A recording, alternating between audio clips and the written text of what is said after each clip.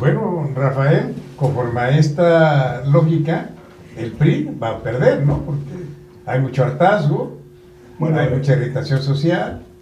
¿Cómo la ves? Yo veo esto y voy a hacer una pequeña introducción, desde luego agradeciéndole la invitación y sobre todo al público que tiene con nosotros la atención de aguantar lo que digamos, bien o mal. Quiero también muy brevemente decir que me sorprendió desde el primer día que anunciaron ustedes la conjura. La conjura, en su acepción tradicional, es secreta, es entre unos cuantos. Y este planteamiento que hacen ustedes de invitar al público a escucharse, a dialogar, a presenciar debates y incluso puntos de vista diferentes, eso me parece una nueva forma de conjura pública o conjura en la comunicación. Pero sobre todo, para entrar a la respuesta, porque nos permite echar mano de todos los instrumentos civilizatorios. Es decir, el problema central de este país no es solo el problema democrático. El problema central de este país, o los problemas centrales, es por un lado la gran injusticia social. ¿Cómo es posible que tengamos 60 millones de pobres y tengamos al hombre más rico y otros de los más ricos? Y la tendencia sea a que siga creciendo esa pobreza.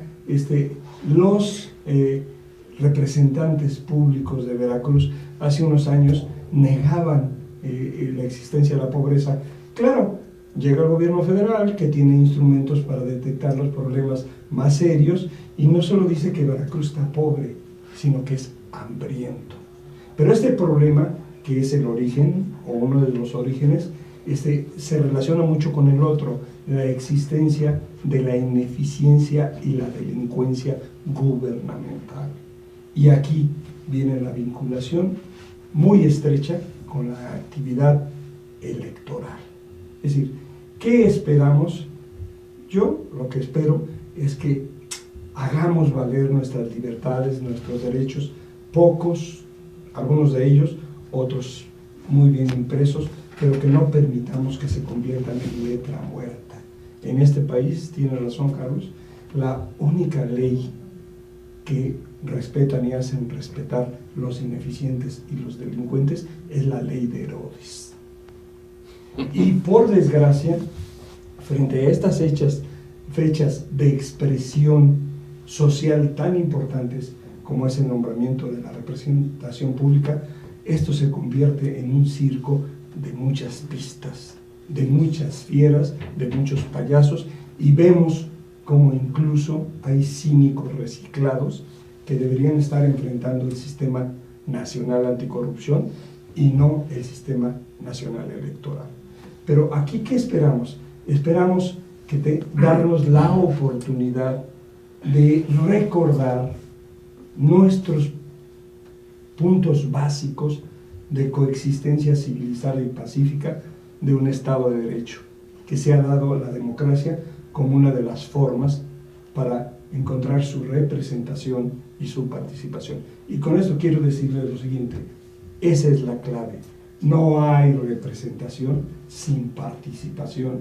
Y el problema es que ya están otra vez a la vista cómo se han extendido los mecanismos para impedir la participación, porque no podemos aceptar que los mexicanos somos masoquistas, adictos al masoquismo por naturaleza. Eso no es cierto. En este país se ha negado el principio básico de la democracia, que es la mayoría. La mayoría, no la minoría mayor. Pero no solo eso, se ha negado el problema de la representación activa. ¿Y esto qué quiere decir? Si me equivoqué o se equivocó el que fue electo y no funcionó, no tenemos por qué aguantar a ineficientes, corruptos y delincuentes todo el periodo para el que sean electos. Tenemos que complementar ese derecho de elección y revocación, simple y sencillamente con una evaluación y una participación constante.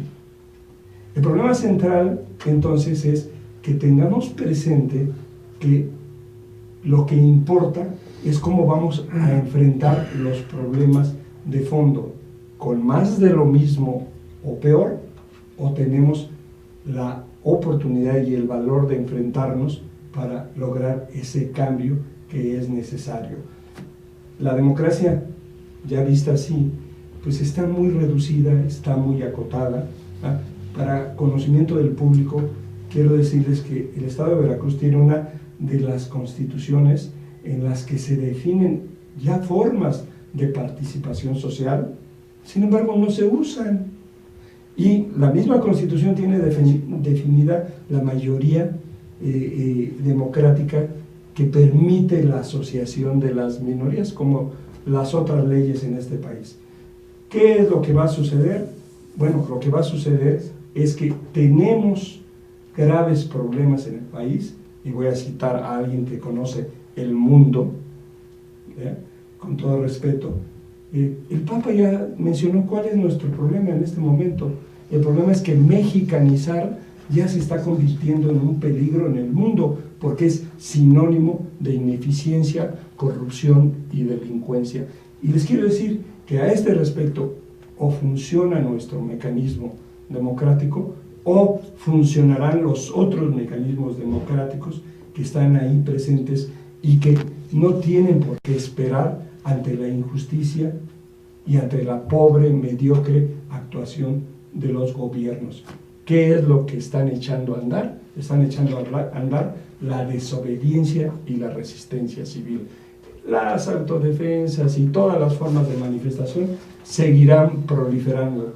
¿Qué va a suceder? Bueno, lo que va a suceder es que también, y con esto concluyo, tenemos un problema ya en nuestra democracia, una partidocracia cara, carísima, que lo único que ha hecho hasta el momento es impedir, en términos generales, excepciones aparte, la expresión ciudadana y permitirle a los ciudadanos el acceso a esa representación y participación pública.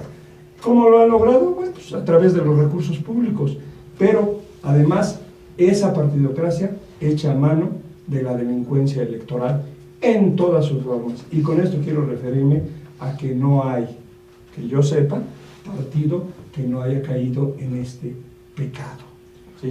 Es decir, aquí el problema central es que la pobreza, el bienestar de la gente se utiliza para poder reciclar la presencia de unos y otros en el poder, no para resolver los problemas sociales, sino para resolver... Volviendo al mismo caso, Rafael, ¿tú consideras que la elección que vamos a conocer el día 8 de junio, un día después de la jornada electoral, nos va a dar la lectura exacta de lo que la hipótesis política dice de que es un castigo o un premio al gobierno en turno, una elección intermedia? No, yo no soy partícipe de esa opinión, porque es la opinión tradicional. ¿Por qué no lo soy? Porque la representación es solo parte. Es decir, la democracia, y eso, discúlpenme auditorio, no lo mencioné, pero la democracia no solo es legalidad en la representación, es legitimidad en todos y cada uno de los actos de gobierno. Es decir, en México tenemos todavía que aprender mucho. No es una concesión del poder público para que uno u otro haga lo que le dé la gana. Y a mí hoy me sorprendió, y bueno, no es lo que se esperaba, no está toda la información, pero hubo una corrección a una declaración patrimonial del presidente exigida por una agencia internacional de noticias, y hoy aparece esa corrección, lo cual simple y sencillamente nos muestra que lo que va a suceder en una elección tiene que complementarse necesariamente en la vida cotidiana con una participación que legitime. Yo soy de la idea, soy partícipe de que al gobierno hay que gobernarlo. No coincido y no acepto esa tradición hispano religiosa de que a la autoridad la tenemos que obedecer ciega y absurdamente, mucho menos a la autoridad democrática. La autoridad democrática está obligada a cumplir y hacer cumplir la ley. Y en este país, vuelvo a insistir, bueno, hay otra ley que también obedece de vez en cuando, que es la ley de la gravedad, ¿sí? Pero la gravedad de sus actos, ¿sí? Yo creo que lo que va a suceder este domingo va a ser la demostración de que no se ha llegado a fondo en la definición de la elección-revocación, ni se ha llegado a fondo en la determinación de la democracia, porque no hay segunda vuelta. Hay otro principio que opera en la política mexicana, el principio del que no tranza, no avanza. Y se alían unos con otros y aparecen todos los colores de los arcoíris y simple y sencillamente seguimos teniendo los problemas creciendo. Y aquí, simple y sencillamente, acudo a las mejores economistas, que son las amas de casa, para que nos digan si somos adictos al masoquismo para votar por quienes nos están empobreciendo cada día más. Pero bueno, hay instrumentos. ¿Cuáles instrumentos? Bueno, no solo los instrumentos tradicionales del ratón loco, de esconder las credenciales, no, hay instrumentos modernos de tarjetas de crédito, hay instrumentos modernos, y le decía a Juan antes de empezar esta plática, no, hay otro tipo de democracia funcionando. La democracia mexicana, votos, no gana a voto en las elecciones, actas gana a votos, y una sentencia gana a actas, ¿sí? Y una petición por la vía judicial acaba con actas y acaba con votos y acaba con sentencias. ¿Por qué? Porque los mecanismos que se supone deben regular una acción tan importante como es la actividad electoral, observen lo siguiente y pregúntenle a los abogados, ¿cómo es posible que se tenga la prueba de delitos electorales?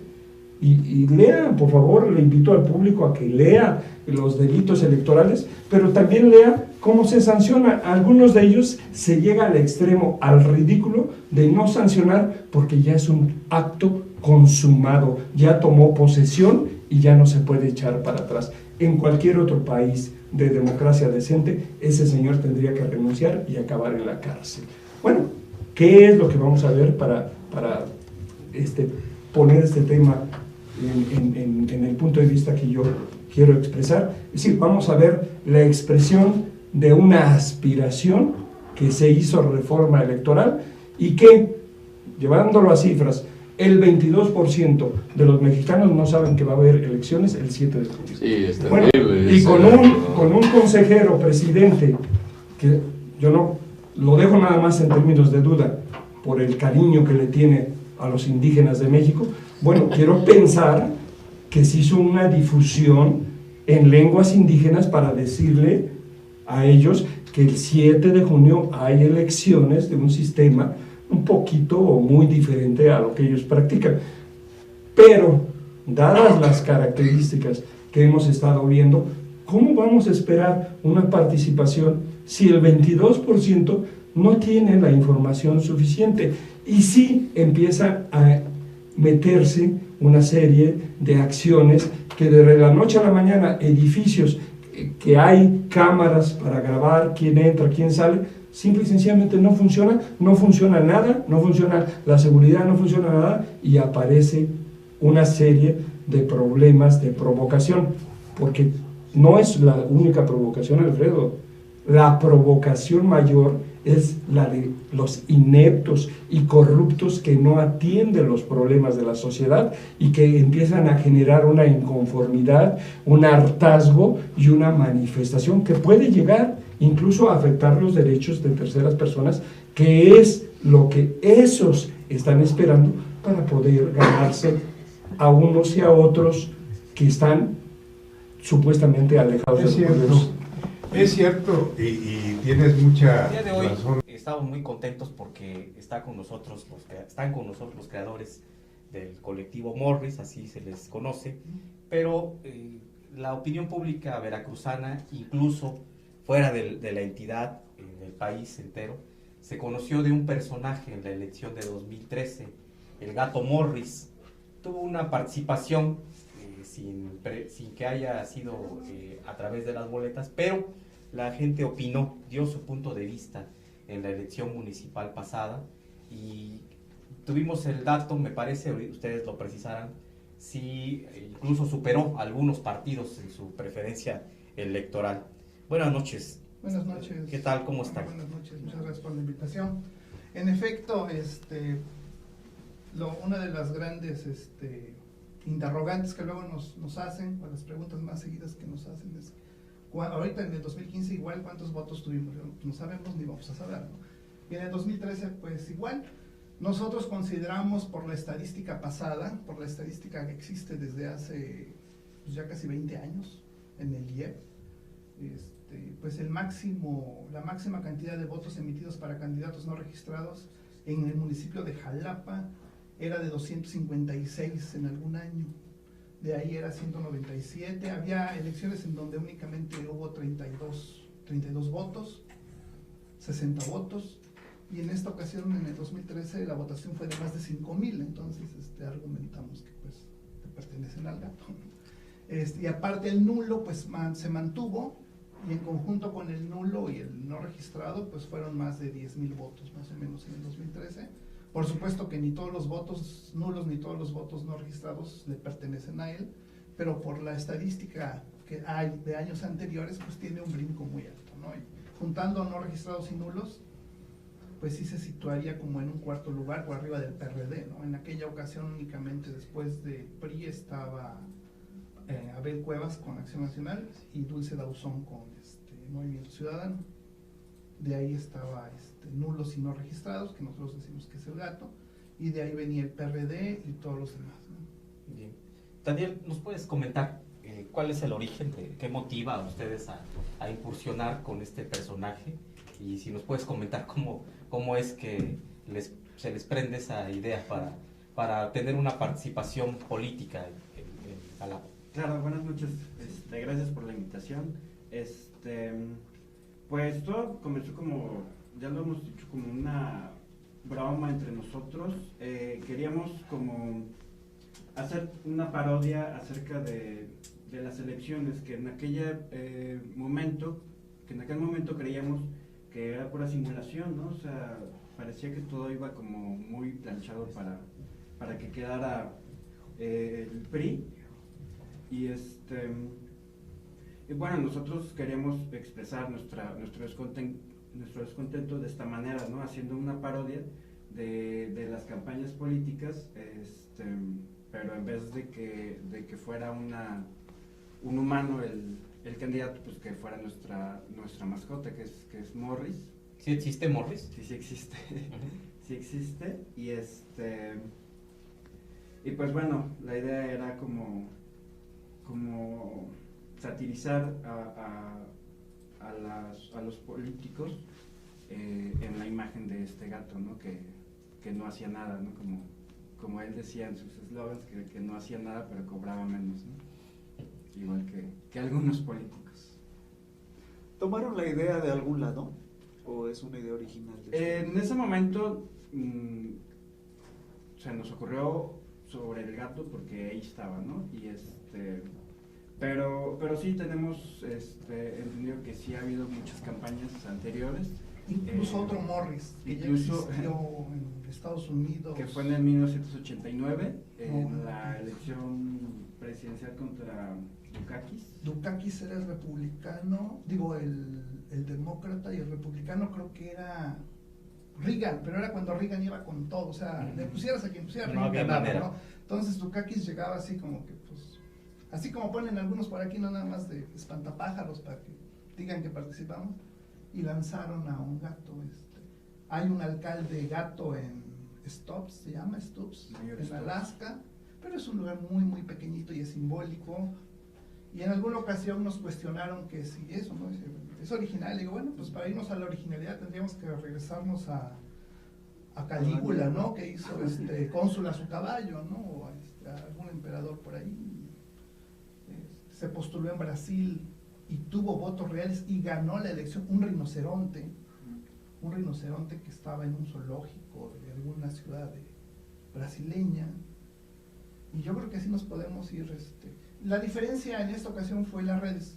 Todas las campañas de las que estábamos hablando de ahorita no existían las redes sociales. Entonces, la única diferencia ahorita fueron las redes sociales.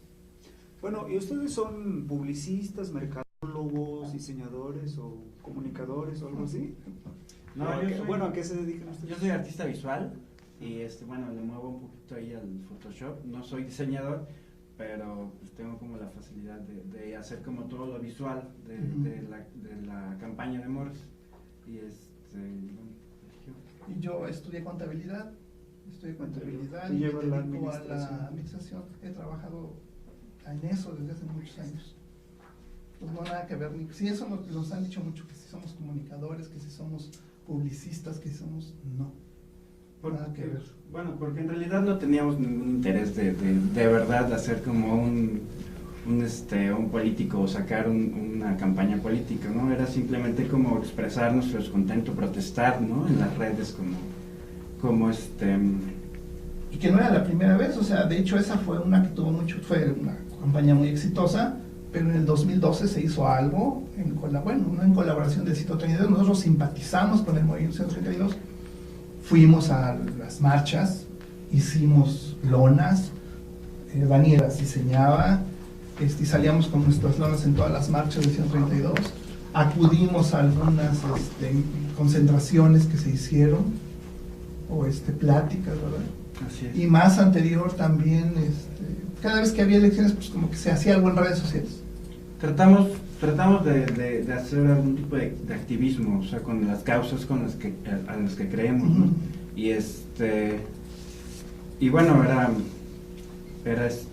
como te digo, ¿no? Pues expresar el descontento, ¿no? Y sobre todo que la gente se sintió identificada con este personaje y que también votó por ellos, por ese mismo desencanto, ¿no? de la sociedad hacia los políticos. En lo particular a mí me molestó mucho el hecho de que el IEB haya deshecho la coalición, ¿no? O sea, es algo que incluso ahorita en el 2016, que tocaban ustedes el tema candidato a gobernador, o sea, no entiendo cómo es posible que la llamada oposición en la elección de Fidel Herrera gana Fidel por un punto porcentual. Exacto. A Buganza. A los 6 años nuevamente van solos, otra vez Dante Delgado, Buganza no quiere o no lo dejan, no entra, y entonces entra Yunes Linares y gana Duarte por 3% de los votos. Entonces, si no han entendido que solitos se van a quedar en la rayita y no han podido hacer una alianza, digo, ¿qué trabajo les cuesta hacer una alianza con 2 o 3 partidos medianos? Negociar cómo van a gobernar, pero deshacernos del sistema priista aquí durante un sexenio, ¿no? A ver qué pasa, a ver si hay una posibilidad de mejorar. Siguen saliendo por su lado, ¿no? Entonces no entiendes. Yo no sé, como está de moda ahora con Denise y con todos ellos, no entienden que no entienden, o sea, no entienden que solos van al fracaso, ¿no? Y ahora con Morena en el 2016, bueno, pues Morena ya dijo que no va a hacer alianzas, ¿no? El PAN va a ir solo y las izquierdas desquebrajadas van a ir también solas, y el único que aprende de esto es el PRI. Entonces el PRI es el que sí hace una alianza con el Verde, en donde se saca el voto joven, hace una alianza con el Magisterio y agarra su 4%, y cuando la oposición debiera de estar aprendiendo de sus errores pasados, no, parece ser que el dinosaurio es el que tiene más cerebro que todos los demás, y él hace sus alianzas y sale exitoso. Entonces cuando llegas a una elección nuevamente, en donde el PRI ya lleva todas las de ganas, pues ya no vale la pena votar por nadie, ¿no? O sea, ya están echadas las cartas de antemano, ¿no? Entonces a mí sí me molestó mucho que se hubiera deshecho esa alianza, que hubiera dado un contrapeso en aquel entonces en el Congreso del Estado a Javier Duarte. No la hubo, y salieron como nunca 9 partidos, o sea, nunca había visto 9 partidos para una elección municipal, 3 de ellos fuertes, con lo que se dividió el voto nuevamente, y para mí eso sí me había molestado un poquito. Bueno, hay que decir que el Gato Morris suscitó toda clase de especulaciones y Y la sigue. de opiniones, ¿verdad? Y precisamente una de las ideas o de los argumentos que se le achacaron, o de las culpas que se le achacaron, fue que había sido financiado por el PRI para dividir más, para fragmentar más el voto, ¿no? No sé si a ustedes les llegaron esos. Sí, por supuesto, y llegaron del nivel de Julio Hernández de La Jornada, ¿no? Julio Hernández. ¿No? Sí. Astillero, su columna. Astillero. De hecho, ahora nosotros tenemos una columna en La Jornada que se llama Gatillero. En la Jornada de Veracruz. En La Jornada de Veracruz, en honor a Julio, y con el que, por cierto, últimamente pues ya nos contactamos con Twitter en él, nos retuitea y le retuiteamos, y ya se convenció de que no era así. Pues Es decir, definitivamente ustedes niegan que algún partido financie o haya financiado a Gato Morris. la primera pregunta que yo haría sería, ¿financió qué? ¿Por qué? Las playeras y lo que se estuvo... Las playeras las mandamos a hacer nosotros y lo que comentamos en una reciente entrevista, o sea, todas las campañas requieren dinero para pues hacer su labor. Nosotros recibimos un premio en el 2014 que se llama los Victory Awards. Fuimos postulados por varias personas y nosotros después nos inscribimos, y dentro de los premios, porque es un certamen o no sé cómo llamarlo, Una organización de latinoamericanos radicados en Estados Unidos, y premian a las elecciones que haya habido en el año a nivel Iberoamérica. Entonces, en español solamente, campañas en español. Y nos dieron dos premios. El de innovación política. Por haber hecho una campaña sin dinero. Y el de redes, por haber sido muy exitoso. Aquí, eso fue lo siguiente, en el 2013. En el 2014. Ahora, aquí fue en el 2014 por la campaña del 2013. Yo aquí lo que siempre he comentado es esto, o sea, nosotros no fuimos una campaña que haya gastado dinero, al revés, somos una campaña que generó recursos. O sea, nosotros mandamos a imprimir playeras, calcomanías, mandamos a imprimir stickers, mandamos a imprimir los microperforados, y todo se vendió. Yo quisiera, si están los micrófonos abiertos, como dicen, los teléfonos abiertos, ¿verdad?, que hable a alguien que se le regaló algo. No se regaló nada, todo se vendió, y algunas cosas se vendían a costo de reposición. Los stickers se vendían a 3 por 10 pesos. Ahorita se están vendiendo en el DF a 3 por 20 pesos, porque ahí sí ya queremos sacar un margen para donaciones. Y la utilidad que se llegó a obtener de la venta de playeras y de la venta de microperforados, se hicieron donaciones. Primero queríamos apoyar causas animales, pero después nos enteramos de un relajo que hay en Jalapa con la causa animal, que dijimos, no, mejor nos metemos, nos vamos a pelear también con todos. Y decidimos darlo a un asilo de ancianos, y los dábamos a Caritas, y no me acuerdo, ahí está, en el muro, si alguien se quiere meter al muro, desde esa época ahí está. Es información pública. Exactamente, poníamos las cartas, subimos las facturas, les tapaba yo nada más el nombre en aquella época, no queríamos aparecer, las facturas de lo que costaba, cómo se vendía, y sí sabemos de gente aquí en Jalapa que dijo que nosotros regalamos. No se regaló nada, se vendía, y se vendía con utilidad, y se obtuvo recursos, y los recursos se donaron. Retomando el tema de las candidaturas independientes, en estas experiencias que se han tenido o que tenemos a la vista, unas exitosas, con sus asegúnes o entre comillas, como maneja Sergio, ¿qué le falta o qué haría falta para tener genuinas candidaturas independientes? Y en el caso de la elección que se avecina en Veracruz, sea una gobernatura de 2 años o de 5 o del tiempo que quieran, ¿qué están ustedes vislumbrando? ¿Cómo se podría presentar, o si ven condiciones para que en la entidad tengamos un candidato con estas características? Pues yo creo que sí lo va a haber. Qué bueno tiene que haberlo.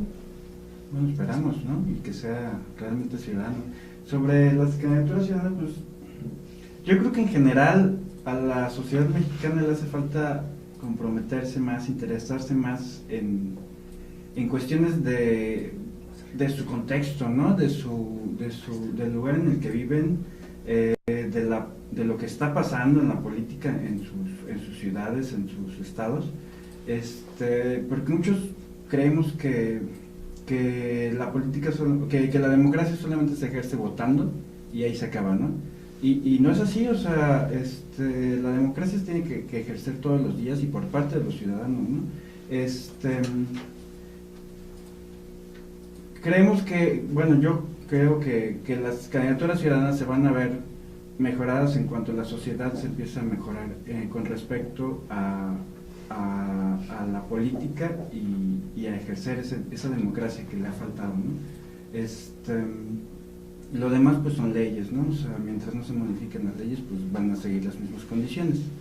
Pero creo que sí necesitamos como que la gente empiece a interesarse por lo que está pasando en el país, ¿no? Yo creo que es un primer paso que se debe de aplaudir, y los valientes que se aventaron al ruedo merecen todo el crédito. Yo creo que va a haber otra reforma y que tiene que aplanar un poco más la cancha, porque compitieron en condiciones muy disparejas contra los partidos, ¿no?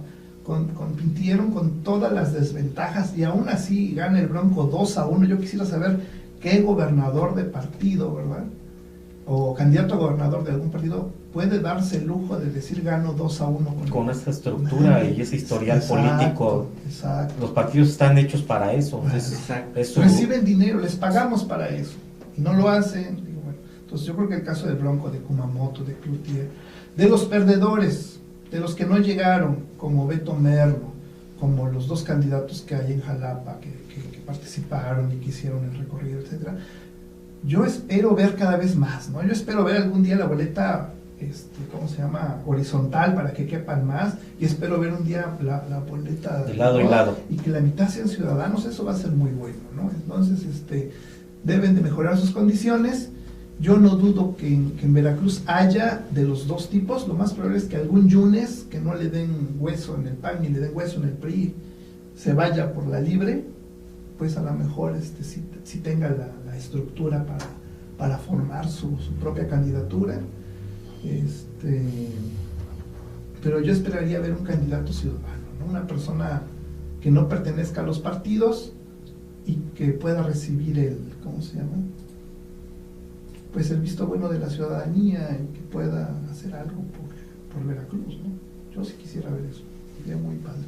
Aquí, además, Juan, ¿quieres presentar a nuestro invitado, sí, por favor? Sí, como no, muchas gracias y buenas noches.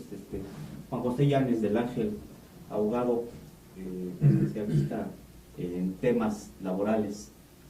La entidad vive una política, en general, pues diríamos, de crisis. Vemos de manera cotidiana confrontaciones entre sectores empresariales con el gobierno, cobrando deudas.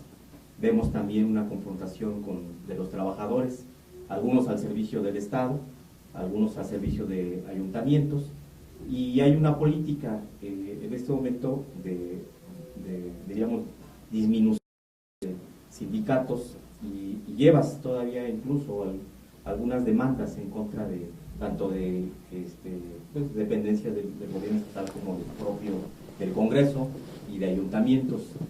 Si nos pudieras dar tu opinión, ¿cuál es la circunstancia que desde tu punto de vista se está generando en Veracruz en relación al empleo y en relación a las controversias que hay entre los trabajadores al servicio del Estado?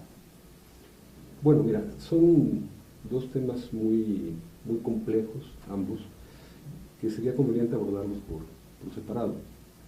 Obviamente el tema del empleo en Veracruz no escapa al fenómeno nacional, en donde evidentemente no ha habido ese despegue, esa detonación del empleo que prometió el gobierno federal en las postrimerías del sexenio de Felipe Calderón, y que retomó en una lógica idéntica el gobierno de Enrique Peña Nieto. En ese sentido no hay absolutamente ninguna diferencia en torno del cómo conceptualizó el Partido Acción Nacional y cómo conceptualiza actualmente el PRI, reincrustado en el poder, el fenómeno laboral. Como sea, la tasa de desempleo abierto, bueno, se ha disparado. Se aportan una infinidad de explicaciones en relación con eso, pero la realidad es que, bueno, primero, las reformas a la Ley Federal del Trabajo promulgadas el 1 de diciembre de 2012, pues no han surtido el efecto deseado, y naturalmente Veracruz, bueno, que no es un estado que genere empleo, bueno, está padeciendo muy severamente este fenómeno. Aquí hay que acotar también la circunstancia de que el gobierno de Veracruz en los últimos 10 años, bueno, se ha solazado en la mentira de manera muy, muy consistente. Esto es, se habla de prosperidad, se habla de un estado que está en jauja, de un estado que genera oportunidades para la gente. La realidad es que no, es un estado que expulsa mano de obra, que genera migración, que genera desempleo, que genera conflictos laborales, y que obviamente todo esto genera un caldo de cultivo muy, pero muy complicado. Ahora, en relación con el otro tema, yo creo que esto no se inscribe sino en un tema muy, muy amplio. Me explico. Veracruz vive en un déficit de legalidad que se aprecia no solo en el ámbito laboral, se aprecia en todos los órdenes. El tema que abordaban hace un instante no es otra cosa sino una especie del mismo género, déficit de legalidad. En particular, en lo que hace al fenómeno del trabajo, de la justicia laboral en el estado de Veracruz, bueno, tenemos que el primer y principal transgresor de derechos laborales es el gobierno.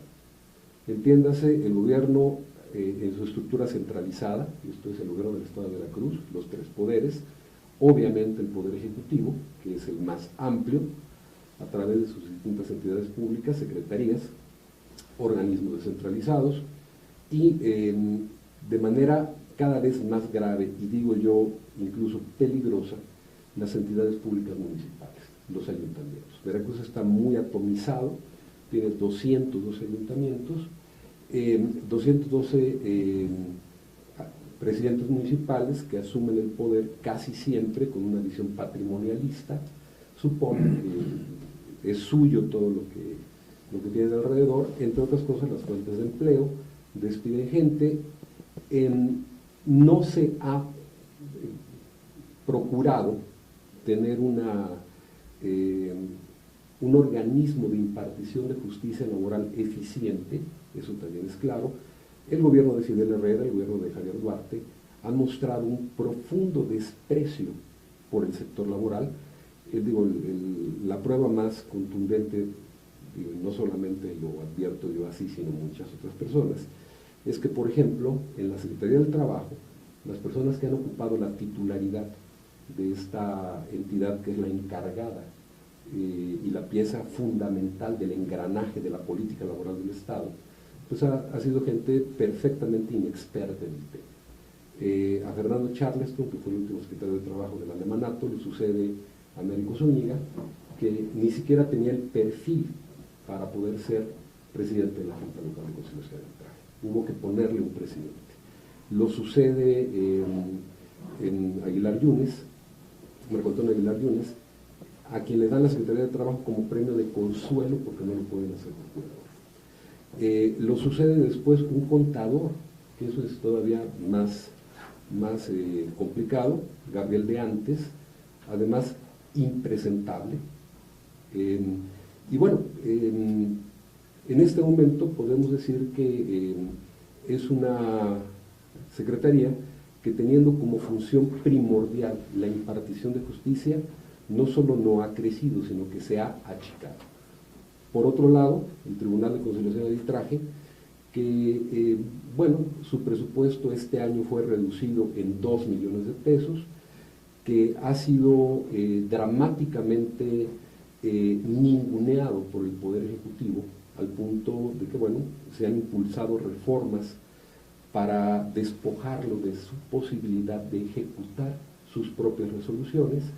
Y bueno, todo esto lo que te presenta es que en el momento actual lo que tienes son aproximadamente, uno más, uno menos, 1.800 laudos, particularmente en contra del gobierno del Estado y gobiernos municipales, condenando a estas entidades públicas a resarcir derechos laborales de trabajadores y que en su conjunto suman un pasivo que ronda por los 5.000 millones de pesos.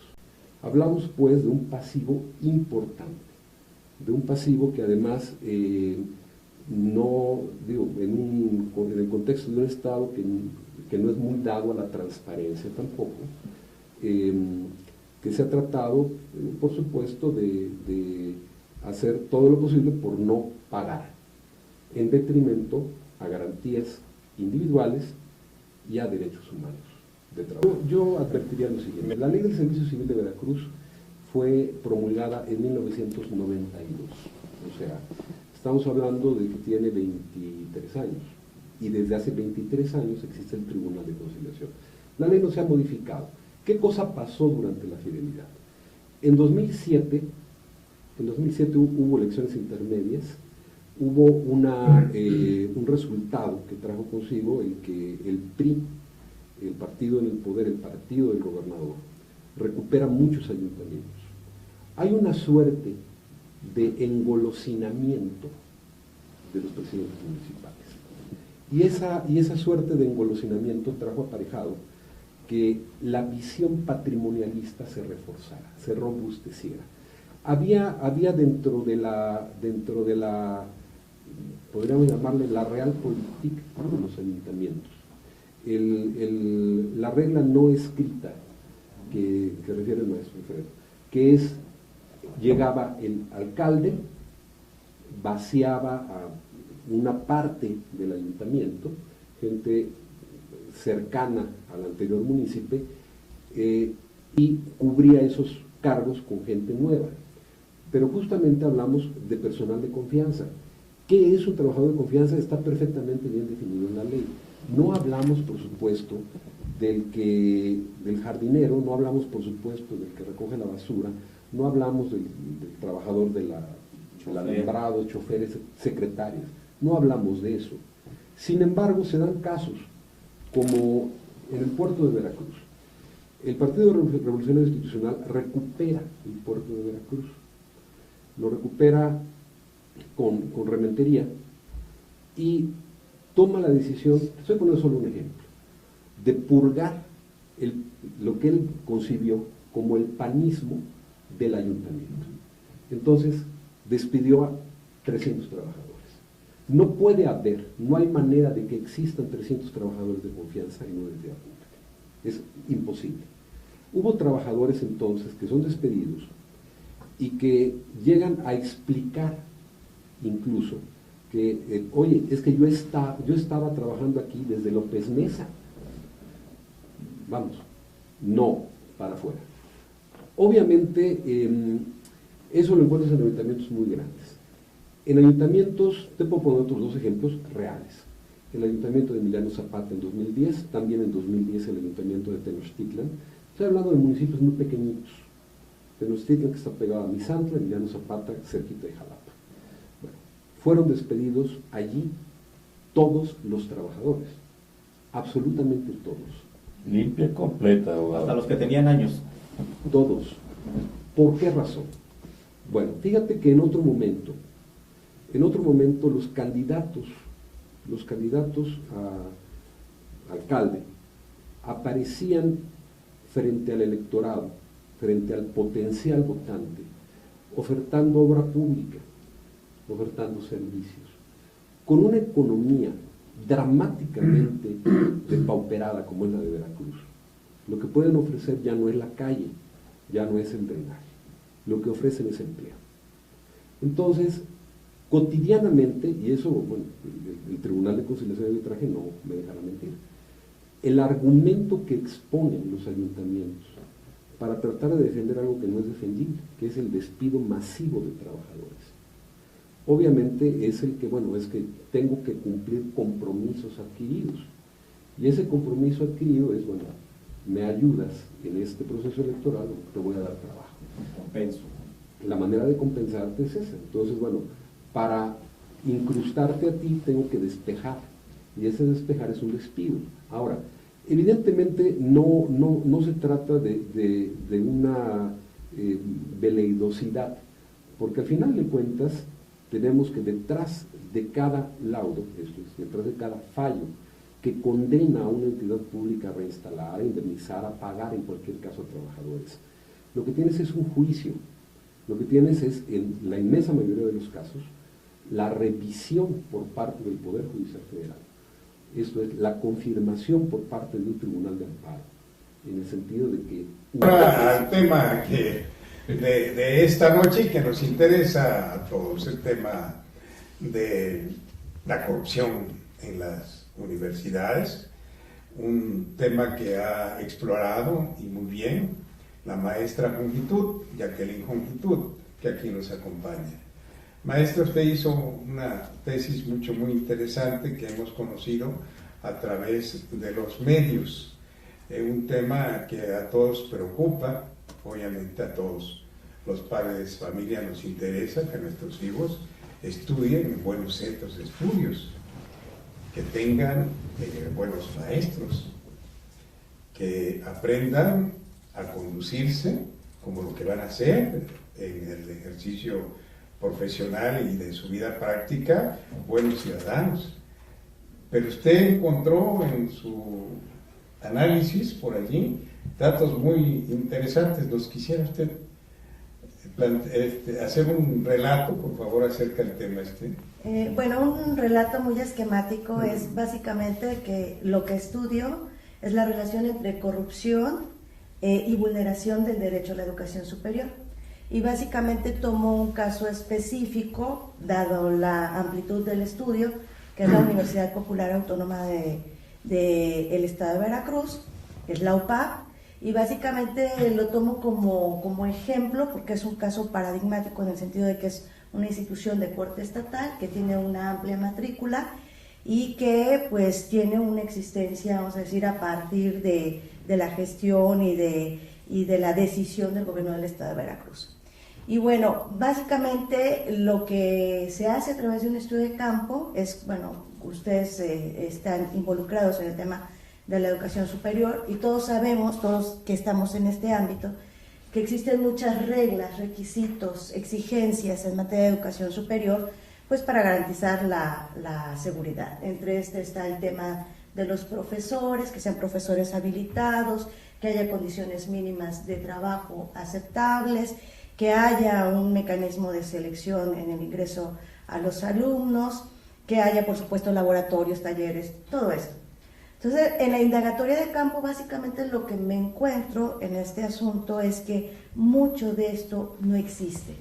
El gobierno del Estado de Veracruz da un presupuesto raquítico, en realidad, para la matrícula que atiende esta institución, que por supuesto no es suficiente para hacer frente a las necesidades que se tienen en este tipo de instituciones. Y lo que encontramos también es que la infraestructura, docentes, todos estos parámetros no se cumplen. Y cuando uno entra a ver por qué no se cumplen estas cuestiones, pues básicamente muchas de ellas tienen que ver con cuestiones de ilegalidad.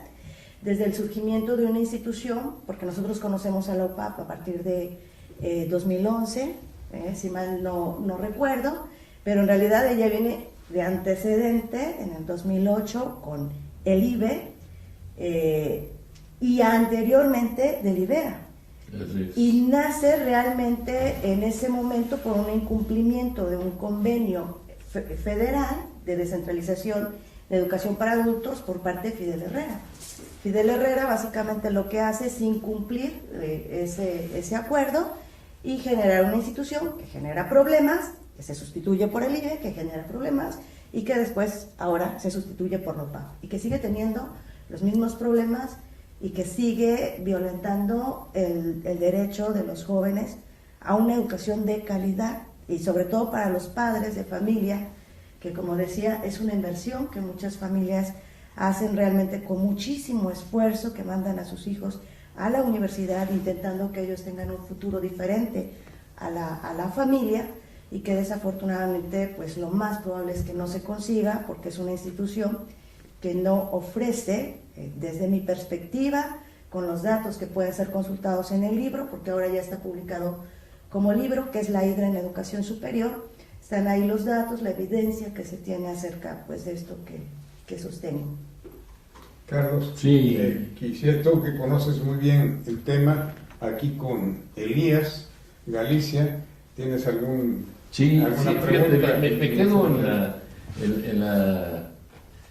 en el comentario de la doctora Longitud, que hace un relato muy sucinto del proceso de la creación de esta universidad. La historia de esta institución, tú que fuiste el presidente fundador de FUIPES, que es la Federación de Universidades e Instituciones Particulares de Educación Superior, porque la incursión de la UPAC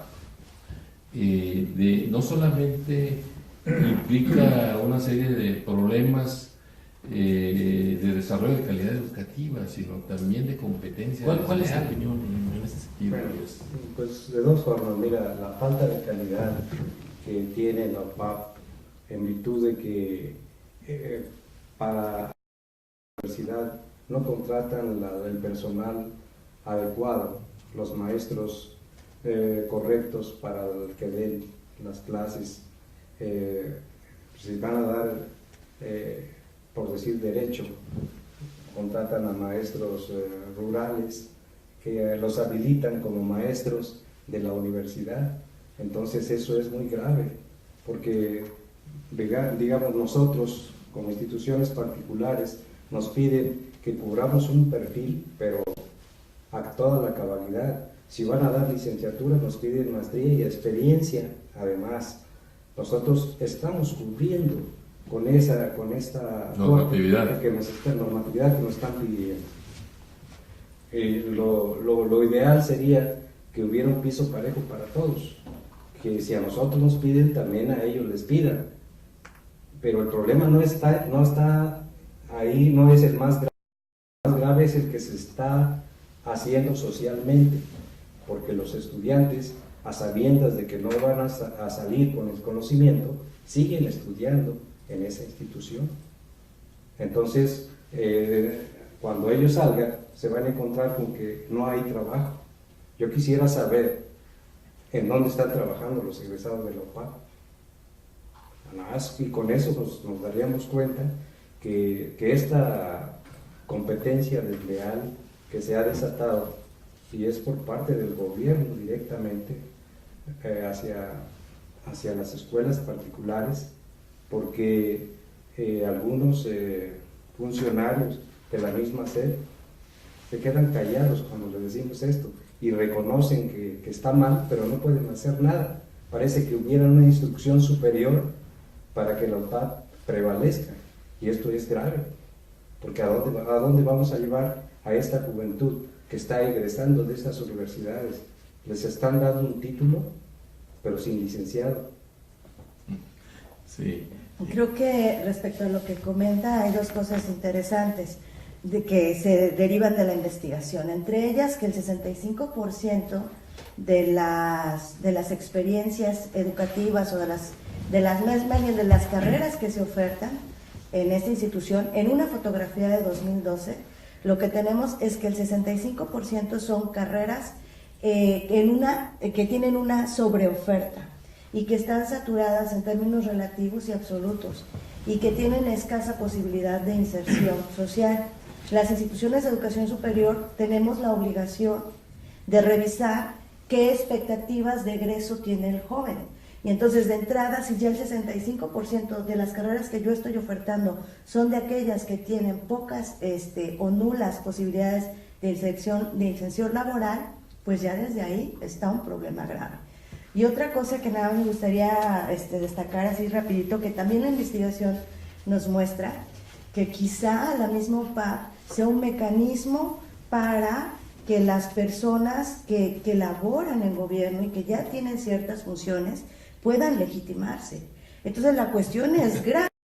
no solo es el tema de no damos una buena educación, sino que además a alguien que ya está ocupando un espacio y que es importante en las redes políticas del Estado, se le pueda legitimar a partir de esa educación. Porque que algunos los funcionarios públicos tengan cuando menos una licenciatura, ¿no? Lo que antes hizo la Universidad Virtual de San Luis Potosí, de titular a varios funcionarios públicos, ahora lo está haciendo la UPAC, como usted bien señala, doctora, pero ahí está el caso del anterior gobernador, que fue maestro y doctor por la Universidad Veracruzana, y yo quisiera saber, los que tenemos estudios de posgrado sabemos lo que implica en tiempo y en esfuerzo cubrir un posgrado de nivel de maestría o de nivel de doctorado, que es un grado científico, ¿no? Entonces dices, no hay correspondencia entre la calidad educativa y los resultados que se dan en el ámbito profesional. A mí me queda claro un fenómeno que empezó a ocurrir cuando la UPAC incursionó en otros estados. En Puebla, en Oaxaca y en Tabasco les pidieron que salieran de esos estados, precisamente porque no garantizaban las condiciones mínimas de calidad educativa. Y son lo que señalaba la doctora Jongitud es muy cierto.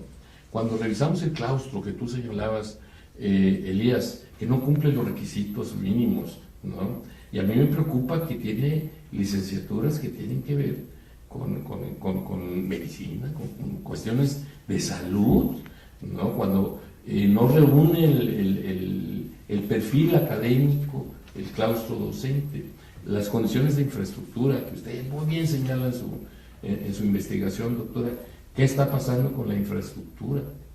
Pero atrás de todo de este diagnóstico hay algo que es importante que se señala. ¿Qué pasa con las cuotas que pagan los alumnos? Porque se habla que son cuotas muy accesibles y al final pues no son tantos. ¿Qué pasa con la contratación de profesores? ¿Por qué esquemas están contratados los profesores? ¿Qué pasa con todo ese? Si hablamos de ellos presumen que tienen más de 50,000 alumnos en su matrícula actualmente. ¿Qué pasa con ese volumen de recursos? Digo, porque es un esquema bastante confuso de cómo opera una universidad.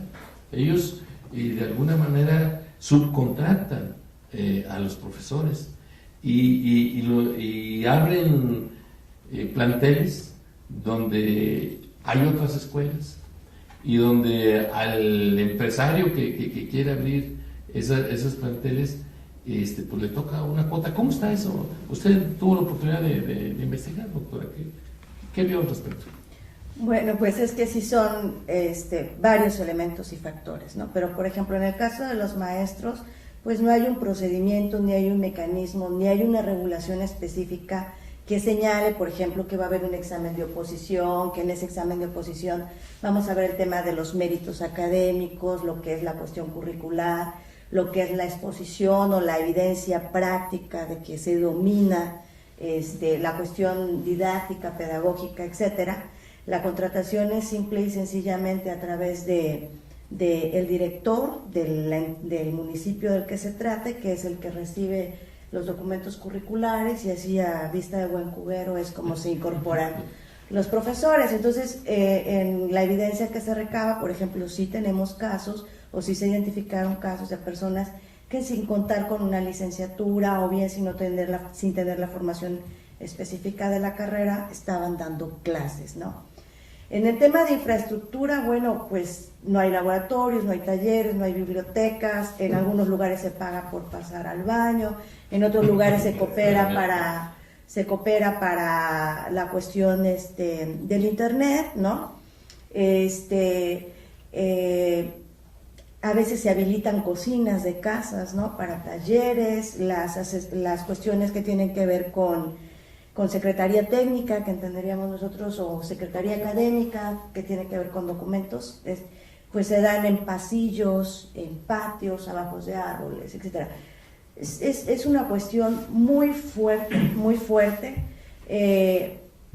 Cualquiera diría, bueno, pero oye, Jacqueline, que mira, que exageras, que finalmente lo que importa es que haya alumno y que haya maestro. si hay un buen alumno y si hay un buen maestro, con eso. Bueno, pues eso en otras épocas, ¿no? Pero estamos en el siglo XXI, y si hoy día los chavos no tienen competencias, habilidades, no manejan tecnología, no se muevan con todos los chunches que ahora tenemos, ¿no? Si no está esta percepción de ampliar las visiones y entender que no somos más que un huevito de Estado, ¿no? Que estamos en un país y que ese país está incorporado en una región y que esa región está en el mundo. O sea, si no le damos todas las herramientas que requerimos de comunicación, tecnológicas, de investigación, los jóvenes en realidad tienen hoy día un escenario bastante complejo. Entonces lo que encontramos otra vez es en infraestructura y en apoyos para el aprendizaje y para la docencia, prácticamente nulas posibilidades para esta institución de educación superior. Y podríamos ir viendo otros elementos. Nada más me gustaría recuperar, antes de que se me olvide, el tema de Fidel Herrera y sus posgrados, porque creo que eso es importante. Yo creo que esta investigación, Jacqueline Jongitud no la hace porque odia a alguien, deteste a alguien o quiere acabar con alguien. Jacqueline Jongitud la hace porque es docente de una universidad, tengo alumnos con los que me involucro, a los que quiero y a los que me gustaría verlos como personas productivas en un futuro. Y entonces por eso inició la investigación. Pero lo que me muestra, o la experiencia que me deja, es que el tema de la corrupción no es una cuestión exclusiva en la UPAD, sino que debe uno pensar que el problema de la corrupción está en instituciones públicas, en instituciones privadas, en instituciones grandes, en instituciones pequeñas. Incluso el caso de Fidel Herrera Beltrán, yo lo manejo en la tesis.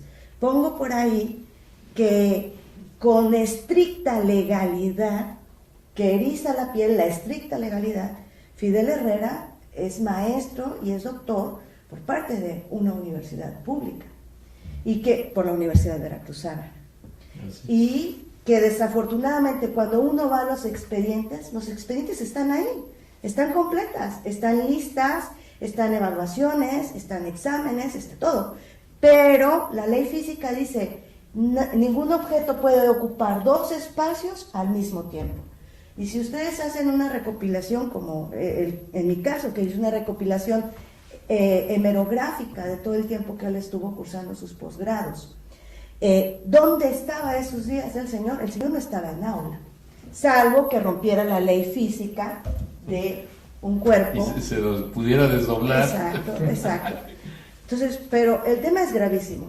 A mí me parece que el tema debe atenderse, y no es una cuestión solo de Veracruz, es de México, y es de muchos elementos que se están dando en la educación superior, que le está dando al traste a la educación superior del país y a nuestro futuro. A comprometer el desarrollo. Terrible, ¿no? Y estamos hablando de una universidad, no es cualquier cosa, y estamos hablando que ocurre